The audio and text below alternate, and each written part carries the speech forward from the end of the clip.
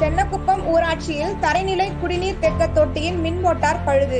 குடிநீர் தட்டுப்பாடு நிலவுவதாக மக்கள் புகார். காஞ்சிபுரம் மாவட்டம் குன்றத்தூர் ஒன்றியத்துக்கு உட்பட்ட சென்னகுப்பம் ஊராட்சியில் ஆயிரக்கணக்கான மக்கள் வசிக்கின்றனர்.